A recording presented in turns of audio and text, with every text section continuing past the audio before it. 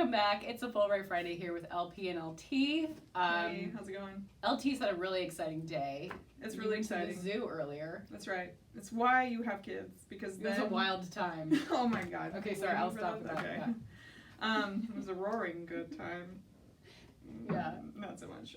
Okay, so basically, I have, and we've discussed this before, I don't know if other of our viewers feel similarly, but it's hard to go to the zoo because you have this internal conflict around how amazing the animals are, and then you're like, oh, but they're in captivity and isn't that sad? And then, like I was saying earlier, and maybe I just didn't notice this when I was a kid, because maybe you just don't notice these things, but every like other animal was like endangered, critical, and you're just like, oh my god, the world is falling apart. I know. There was this one moment today at the zoo where there was like in the panda, I guess they brought the pandas in, and like the groundskeeper was out with a weed whacker. And we were sitting. Pandas are so cute. And I said, Oliver, look, the animal has a weed whacker.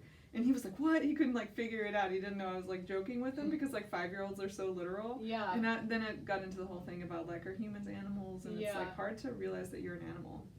Yeah. You're an animal. Real talk. I have a question. How many is the right number of friends? You're gonna go out for the evening, catch a movie, get an ice cream. Oh, I have some thoughts. Okay, go. What's the right mix? So not necessarily right number of friends, but like you have to be careful in social settings because you want to make sure that the group dynamics are good. The group dynamics are good, and that everybody knows each other to the same like degree. Because if you have like a newbie and you're going out with friends you've known for like 14 They're gonna years, feel isolated. Then you have like a very basic conversation because everybody has to be at that level. Yeah. Yeah.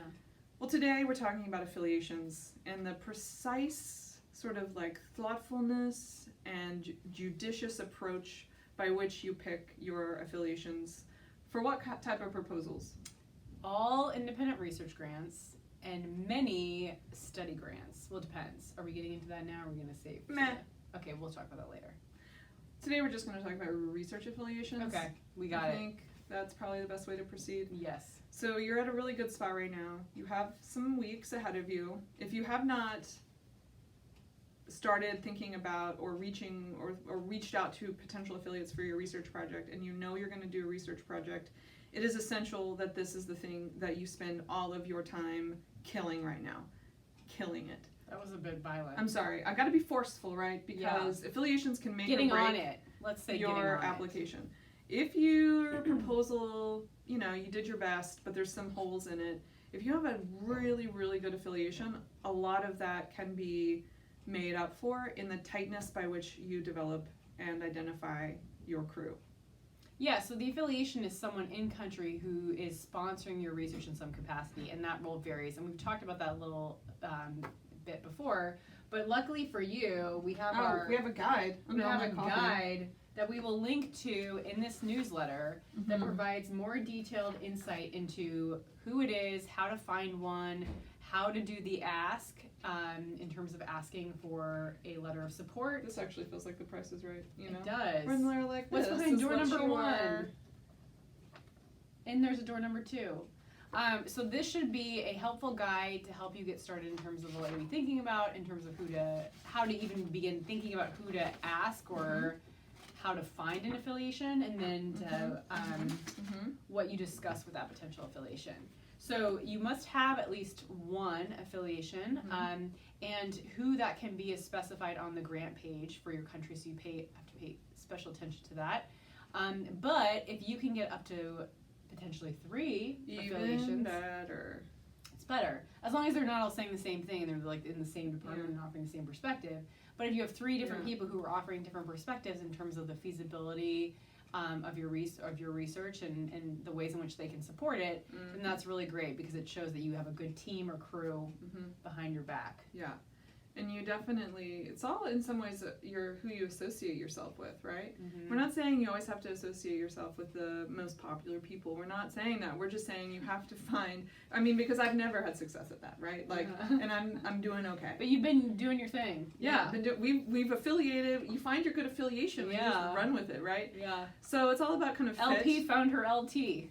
Or LT found her LP. You see how that works? It's like the friendship bracelet. I know. Oh my god, we should make better, maybe. with a Fulbright symbol.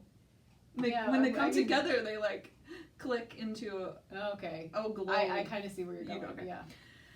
Outside of that, you need to make sure that you find your, affiliation and that it fits with the project so that this, makes sense. The person that's saying in country, this person, when they get here, we're going to have a great working relationship, whether that's going to be, I'm going to be able to give ad hoc advice, or I'm going to be able to give research space or make connections or help with feasibility or access to data or archives, right?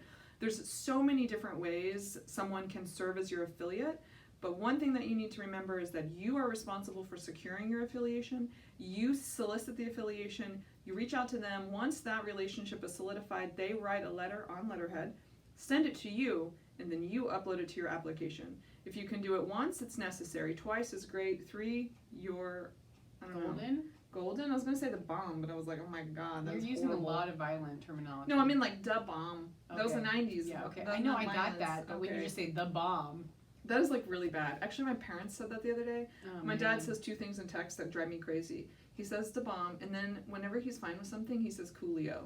I'm like, stop saying Yeah, Coolio's Coolio. the worst. Like, do not say It's Coolio. like when I learned like on fleek. Is it on fleek? Is that yeah, even proper and use now of the you don't term? even do that anymore. And now I won't even do it because then Yeah. I'd be so uncool. But it sucks because like once you understand how to use the And word, it's already gone out of past. fashion. Yeah, exactly. There's another one that was like, what is it like when you do something in the nick of time? It's a sports thing. It's like when you're not on fire, but On it's point? not on point, something else. Oh. I don't know if we have enough time to like think through this. But Probably not. if you have questions about affiliation, sign up for an let us appointment. Yay! Yay, where's socks? It's our Fulbright Fan club fan section. club time. But actually, I'm feeling less like answering questions and more just telling you about You can tell me. cool things I learned this week. Okay, let's skip it because actually the last few questions were not. I mean, I love our They're fans, great. but they're so good. Okay, tell us But- what's been. So I've had really good news this week because I read an NPR article that talked I about already know where this is going. that talked about really all you need every day is 4,400 steps, not this 10,000 step nonsense, which was invented by Mhm. people who create pedometers because they thought that was like a fun Mhm. number. Mm-hmm. So really, 4,400 is going to help you live 20 years longer. And actually, after you get past 7,500 steps, they're It's actually diminishing worse for your returns. body, probably.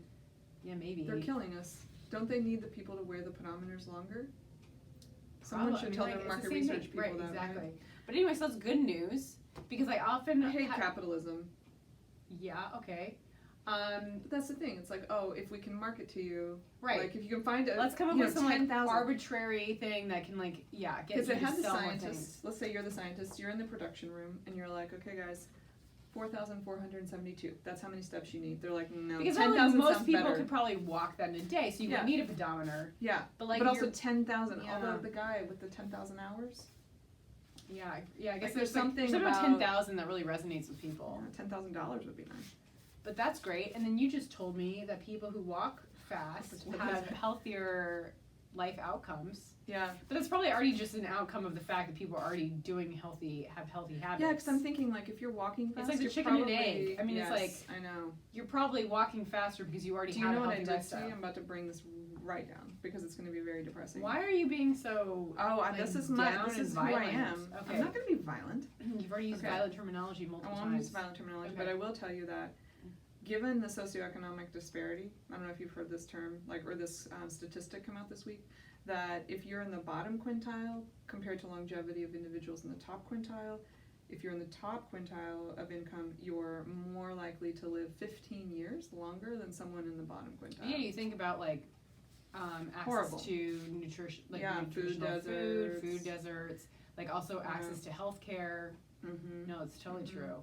Yeah, and just But then you It's also really- think about now how people who have a lot of resources and income that they can make like even biological improvements. oh, I know like, it's going to get worse. talk about it's right? gonna get worse. Yeah, Creating like different, Mhm. almost like Different biological classes of of people. I know. Gene editing. Once you Yeah, can start it's to afford that, nuts. it's customizable. And then there are all those people who like froze themselves after they died with the hope that they'd be able to come back. Cryogenic freezing. Cryogenic freezing. There we go. Yeah, I'm going to invest in that. that's a good question. Would you be frozen? Of course, if someone will pay for me to be frozen. You would want to be frozen Yeah. with the hope that like potentially you'd be Maybe. brought back to life, but then everybody would be dead. I know. Well, then I have to cut that out. Let's cut that part out. It's been a great Fulbright Friday here. We look forward to seeing you next week.